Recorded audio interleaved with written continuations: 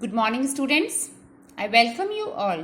Myself, Baby Rawat, your English teacher. I hope you all are doing well. Today I am going to start second chapter of your book, Flamingo. The name of the chapter is Lost Spring, written by Anees Jung. So before I start, let me tell you something about the author. Anees Jung was born in Rourkela and spent her childhood and adolescence in Hyderabad. She received her education in Hyderabad and in the United States of America. Her parents were both writers and poets. Anees Jung began her career as a writer in India, and she has been an editor and columnist for major newspapers in India and abroad, and she has authored several books. Now, if we talk about this chapter is actually divided into two parts. The name of the chapter, Lost Spring. So why is the name given Lost Spring? Because in this chapter, actually in human life, spring is compared with childhood. Here, lost spring means lost childhood. So in this chapter, the story Lost Spring, written by Anees, it revolves around the pitiable condition of poor children who are forced to live in slums and work hard in very dirty conditions. And the story is divided into two parts. So the first part tells the writer's impression about the life of poor rag pickers who have migrated from Bangladesh but now settled in the Simapuri area of Delhi. Simapuri is an area in Delhi. And second part, which we read later, it narrates the miserable life of bangle makers in the town of Firozabad. So here in first part, Sahib is the main character. What we are going to discuss today, Sahib. His full name is Sahib-e Alam. So he is a rag picker. So we will read about Sahib, and the name of this story, Sometimes I Find a Rupee in the Garbage. So first part is which Anees has given name is Sometimes I Find a Rupee in the Garbage, and Sahib is main character. And when we will read second part, in second part we will read about Mukesh, and she has named this part I Want to Drive a Car. So second part is I want to drive a car, and Mukesh is the main character. But today we will discuss about Sahib, not Mukesh. We will later discuss about Mukesh. So now the writer watches a boy named Sahib. Before I start explanation, I'll tell you something about Sahib. So writer watches a boy named Sahib every morning in her neighborhood. And what was he doing? He was collecting garbage. So the boy looks for some coins and other things in the garbage heaps. So now the writer talks to the boy one day, and then she comes to know that these people had migrated from Bangladesh. And what was the reason? Why did they come from Bangladesh? Because their fields and homes were swept away by storms and floods. So they had nothing to eat there, and that is the reason they came to the big city and started living in Delhi. So one day the writer asked Sahib to go to school, and what was the reply of Sahib? That there was no school in his neighborhood. So our writer Anees, she asked Sahib that if he is interested, she will start a school for Sahib, and Sahib was happy. But just after that, Anees realized that it was like a joke. So with this, let's begin explanation of the chapter. Why do you do this? I asked Sahib, whom I encounter means meet or see every morning, scrounging. Now, what is meaning of scrounging? Scrounging means searching or looking for something. For gold in the garbage dumps of my neighborhood. So now gold is mentioned here. So this gold is not about that metallic gold, but this gold is something they find in garbage. What they are looking for in that garbage, and they find it, and that is compared gold here with gold. So now when writer or author, she asked Sahib that every morning in the garbage dumps of my neighborhood, why do you do this? The question was, why do you do this? What is the reason you do this garbage picking?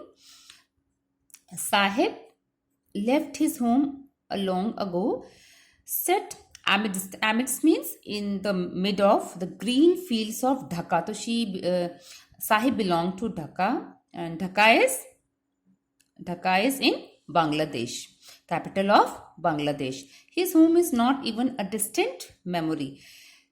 Now this line is that they left home when Sahib was too small, so he does not remember now. There is no memory in his mind, but actually his mother told Sahib that they were from Dhaka, Bangladesh. There were many storms that swept away their fields and homes, his mother tells him. So now his mother said that their house was near sea, very near to sea, and often there were storms, many storms, and because of that they left that house. That is why they left, looking for gold in the big city where he now lives. So now big city is used here for here, like we can see here in Delhi they live. And gold again, it is not used for that metal gold, but something precious or a good life. So they left their home there in Bangladesh, and they came in big city.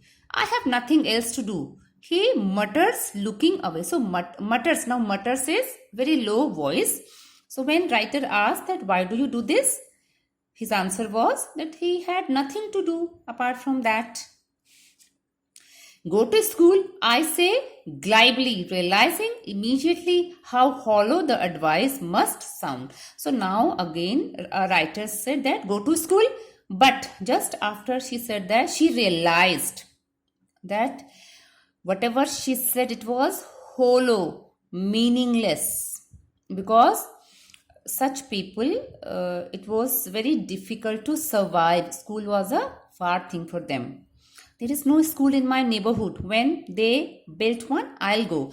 And then after that, Sahib answered that there was no school in his neighborhood. So when there will be a school, he will go there. If I start a school, will you come? I asked, half joking. So a writer said that if I start a school, will you come? Half joking means in a joke, jokingly she said. Yes, he says, smiling broadly. So he smiled, Sahib smiled, and he said yes. A few days later, I see him running up to me. Is your school ready?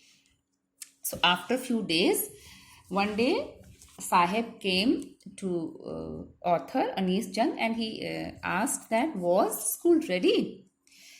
It takes longer to build a school, I say, embarrassed at having made a promise that was not meant.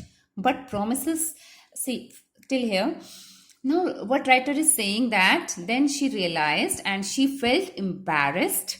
She felt feeling awkward or ashamed, and because she made a false promise. She was not planning to open a school, and she said to Sahib, and now when Sahib came to Anis, she felt embarrassed, she felt ashamed, and then she answered that it takes time to build a school, but promises like mine abound in every corner of his bleak world. Though Anis is feeling bad, but such promises. Abound means exist in large number, and bleak means empty. But Sahib was habitual of those things. He had many promises in past, and this thing was not new for Sahib. After months of knowing him, I asked his name. So one day, after a few months, one day a writer asked name of that child. Sahib-e-Alam, he announces he does not know what it means. So now, what was the answer of Sahib? Sahib-e-Alam. He said, and he was not aware what was the meaning of his name. If he knew its meaning, Lord of the universe. So what was the meaning of Sahib-e-Alam? Lord of the universe. He would have a hard time believing it. His name and his situation were totally opposite. So writer is saying that if he was not aware about the meaning of his name, otherwise it would be difficult for him to believe. Unaware of what his name represents, he roams the streets with his friends, an army of barefoot boys who appear like the morning birds and disappear at noon. Over the months, I have come to recognize each of them. So he was not the only child, only rag picker. Many other boys were there, and without knowing meaning of his name, he would roam with other rag pickers, his friends, and army is used for group of many boys with bare feet. Who appear like in the morning they would come like birds, and they would disappear at noon.